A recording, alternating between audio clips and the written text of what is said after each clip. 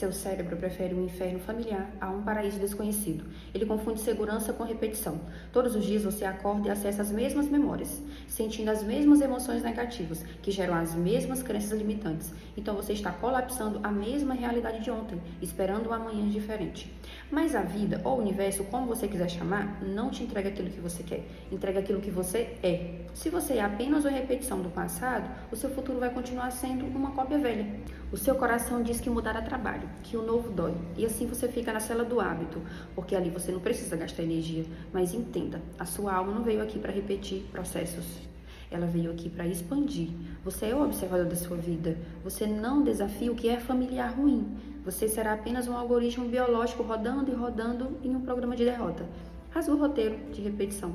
Sabe aquele salto que você tanto quer dar? Ele não está naquilo que você já sabe fazer, mas no desconhecido que você tem medo de enfrentar.